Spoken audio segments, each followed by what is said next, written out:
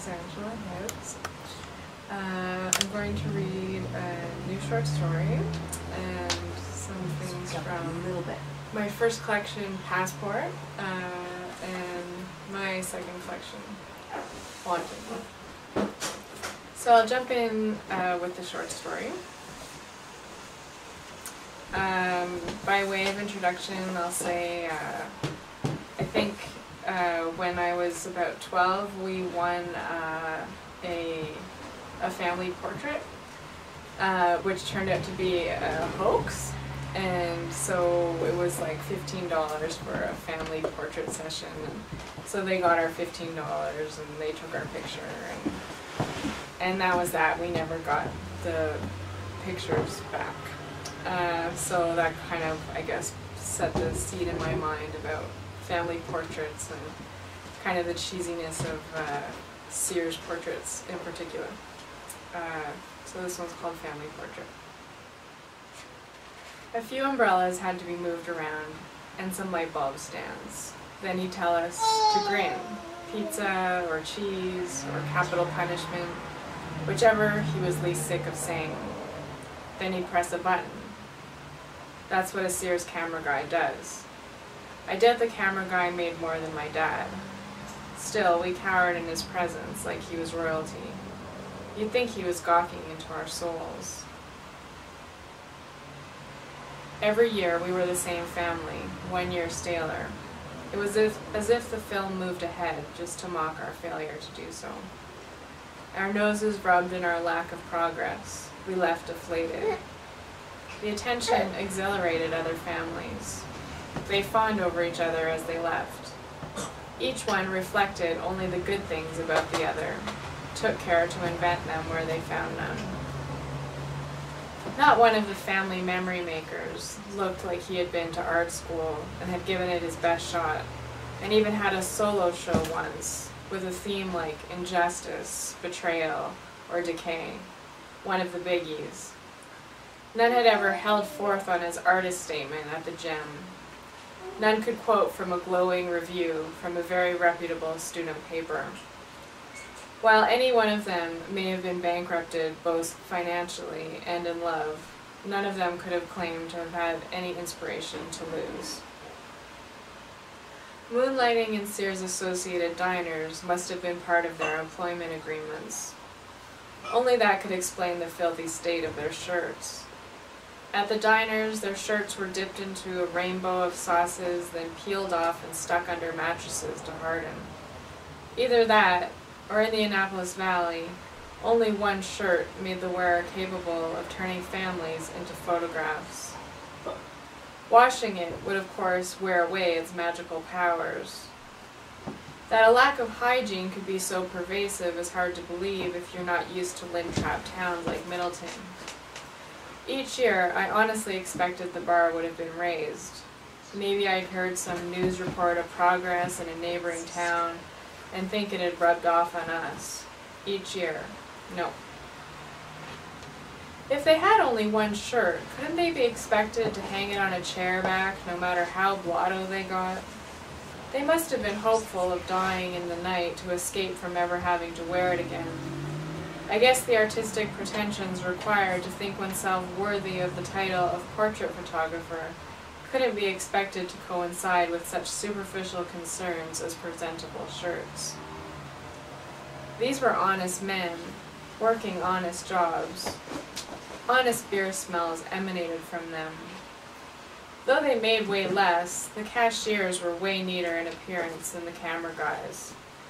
Boasting stiff polyester smocks and clean nails, they were a credit to their tie-clad supervisors. We never had the same camera guy more than once. That they'd quit their jobs or been fired, neither seemed more likely. If they could get the job to begin with, they could keep it. Not wanting to keep the job was likely enough. The picture taking was just a money gig to support their true calling of shirt destroying. Would you like a drink? Sure. I'm not used to the country air. To be fair, they were capable of more than just family portraiture. Friends suspected same-sex partnerships, pets, and other gaggles also sought their services. Even the occasional widow or old maid saw fit to splash out on a glamour shot from time to time. But the bread and butter of the job was in arranging conventional families into conventional arrangements based on gender-specific outlines diagrammed next to the full-length mirrors. While you confirmed your readiness for the picture, you could see which piece of the still life you represented: the tall banana, the nestled peach, or the firm and durable apple. This year, the family before us had also worn matching blue knit vests. Granted, their mother had a shirt under her vest, whose ruffles frothed up her neck. Her smile pulled over her braces, the daughter's mouth recalled a sandwich bag filled to bursting. How they would laugh when the braces came off at all the modesty those years had required. My father looked past all preceding and waiting families. He didn't want to be there, and not seeing them made for less proof that he had been. Endearing and contagious, Dad's awkwardness made my mother fumble with her Kleenexes, smudging her eyeshadow and pressing her lips together, masking this nervous tic as a lipstick refreshing gesture. In the multicolored metallic font of birthday banners, Family Without Coping Mechanism, volumes 1 to 16, was the sign I imagined above our wall of family portraits. No year was visibly worse than another. Our decline was not perceptible over a period as short as a year. Sure, the way my mother inflated, lost the chiseled aspect of her youth, could be seen between volume 1, when I was in her arms, and volume 16, when I was as far from them as family memory-making would allow. The seer's vision of family portraiture was completely separate from any faithful documentary tradition.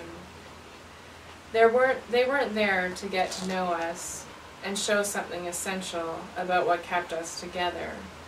For their purposes, we needed to be together only for about 3 seconds.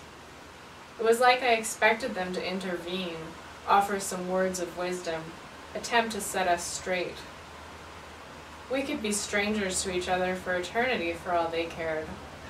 Granted, his disinterest did allow us our privacy. One way or another, he was not paid to take an interest, vested or otherwise, in anything beyond our vests being delinted.